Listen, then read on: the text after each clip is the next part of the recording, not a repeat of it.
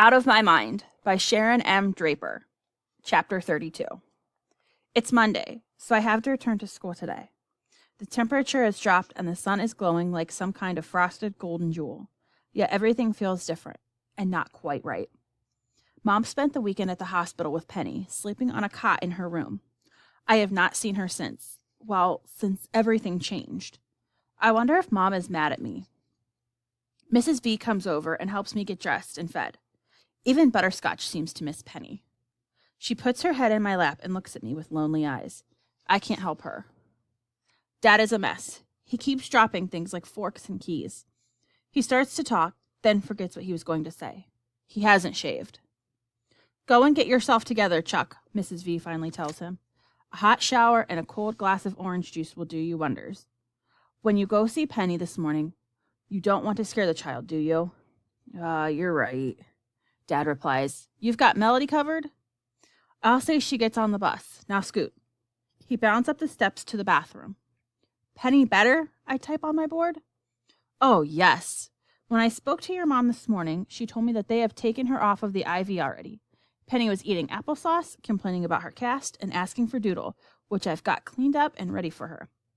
Penny is going to be fine, Melody. Just fine. I inhale deeply. Mrs. V spoons eggs into my mouth, but my stomach roils with worry. Her leg? I ask. Her leg is in a cast. It's big and clunky and will annoy the heck out of her, but the doctors have said that when she gets stronger, she'll even be able to walk with it.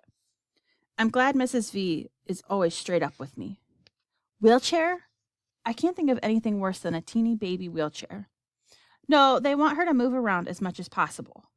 I breathe a sigh of relief. Her head? I ask. Mrs. V understands. No brain damage, Melody. None. I exhale slowly. You sure? I spell out. Absolutely. I saw her myself last night. She bumped her head when she fell, but the car hit her leg. It didn't touch her head at all. The school bus honks then, so Mrs. V wheels me down the drive to meet it.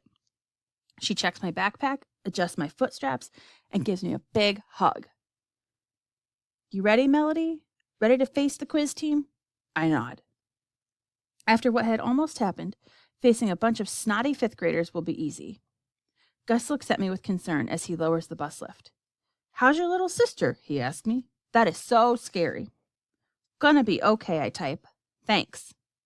I realize then that news spreads like wildfire. Everybody at school will probably know as well. Gus wheels me onto the lift, then pushes the button to raise it as I wave goodbye to Mrs. V. The ride to school is strangely quiet. None of the usual squeaks and grunts from the other students who ride the special bus. When we get to school, the air is so chilly, so the aides take us directly to room H5. As we get settled, I look at my friends there through different eyes. Freddie, who wants to zoom to the moon. Ashley, our fashion model. Willie, the baseball expert. Maria, who has no enemies. Gloria, the music lover. Carl, our resident gourmet. Jill, who might have once been like Penny. Not one of them ever even knows how to be mean. And me, the dreamer who tries to escape room H5, a kid with a computer named Elvira. I don't even know where I belong anymore. Catherine comes in then, wearing a new outfit that is actually cute and stylish. Tan slacks, and black sweater, and a vest. Nice outfit, I tell her. Thanks, and I did it all by myself. I have something for you. I point to my book bag.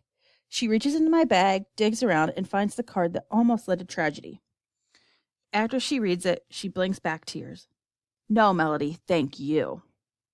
She leans over and hugs me.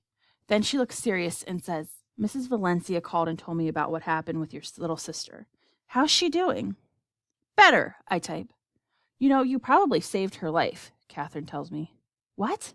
Seriously, your screaming and yelling slowed your mother down. Gave her time to figure out why you're acting like you had hot potatoes in your pants. Could not stop, Mom. I stab out on my machine. You did the exact right thing. I'm so proud of you. Really? Really, especially after all you had been through at the airport. You want to talk about it? No, I type and look away. Maria comes over to my chair and gives me a big hug. You did good, Melly Belly, she says. Real good. I'm not sure if she's talking about the quiz team or something else, but my eyes get all drippy and my nose starts to run. I wish I could give her a big squeeze back to let her know how much that made me feel. But I just tap, thanks. I'm never sure how much Freddie is aware of what's going on in the world around him, so he surprises me when he zips over and asks, Melly go zoom in plane? He looks excited, maybe even envious. No, Freddie, I type. No plane, no zoom. My face scrunches up in sadness. Then he drives away. Mrs. Shannon comes over next and squats beside me.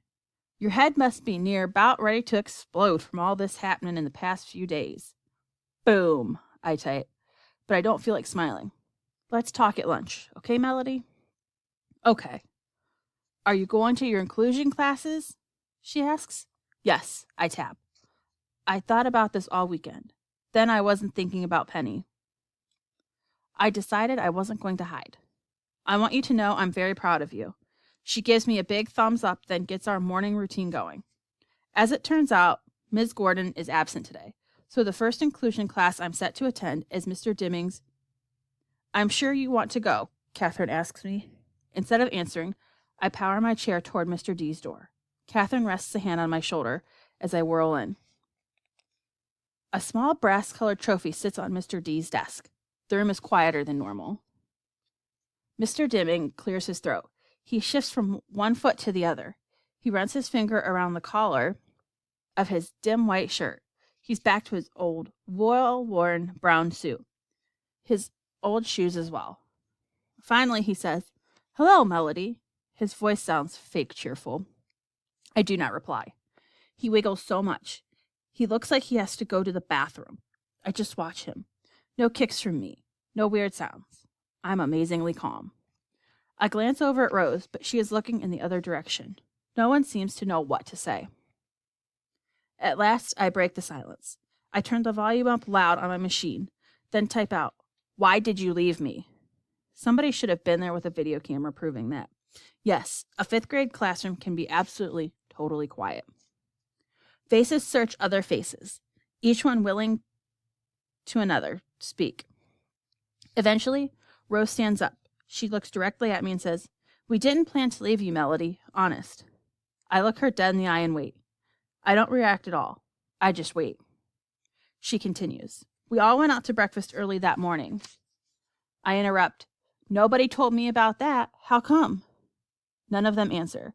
Their silence says what their words cannot. It's better without me. I blink real fast. Claire finally stammers, We'd figured you'd slow us down because you have to be fed and stuff. It's so quiet, I swear I can hear my own heartbeat. You threw up. Nobody left you. Oh, snap, I hear Rodney whisper. Claire stares down at her desk. Who took my place? Claire lifts her hand slightly, but she won't look at me. Rose scrapes at a spot on her history book. We finished breakfast really fast because we were all excited, so we got to the airport extra early. Connor stands up then. He looks uncomfortable. So when we got to the airport, they told us that the noon flight had just been canceled, but that we could take the early morning flight if we hurried. Molly speaks next. So we checked our stuff real fast, then rushed. Ran like track stars. Even Mr. Dimming down to the gate to get to that early flight. Nobody thought about me? I asked. Silence again. Finally, Rodney says, I did. I was the first one to board the plane. Just as I gave my boarding pass to the agent, I reminded Mr. Dimming that you were missing.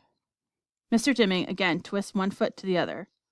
I was so busy trying to count heads and check seat assignments and deal with everyone's carry-on bags, so I asked the kids to call you at home. I knew Rose, at least, had your phone number in her cell phone. All eyes shift to Rose. She looks at the 4, then slowly looks at me. A tear runs down her cheek. You couldn't have made it there in time anyway. I picked up my phone to call you. I flipped it open, then I looked at the rest of the kids on the team. She pauses and looks at the rest. She pauses.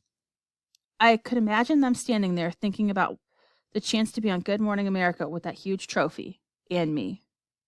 Rose continues in a whisper. We looked at each other. Everyone just made a tiny head shake no. All of them? I shiver. Rose sniffles and whispers finally. So I closed the phone and we got on the plane. I never made the call. How can silence be so loud? Mr. Dimming finally says quietly, I'm so very sorry, Melody. So sorry. Rose bursts into tears, then puts her head down on the desk. Just before the competition, Molly explains, a reporter from the Washington Post came to interview the team, but he left when he found out you weren't there. Connor walks up to the front of the room, picks up the 9th place trophy, and brings it to me. He stammers and licks his lips. The team kinda wants you to have this, Melody. Sort of to make up. He places it on my tray. The thing is small, made of cheap plastic that has been painted to look like metal. The name of the school is even spelled wrong on the faceplate. I look at the little ugly statue and I start to giggle. Then I crack up. Finally, I roll with laughter. My hand jerks out and hits the trophy. I'm not sure if it was an accident or not. It falls to the floor, breaking into several pieces. The class stares at me in surprise. When they see that I'm not going to go ballistic on them, they finally start to laugh as well. Even Rose sniffs and smiles. I don't want it, I finally type. Then turning the volume up as loud as I go, I add, you deserve it. Still laughing, I click on the power chair, do a smooth turn, and roll myself out of the classroom.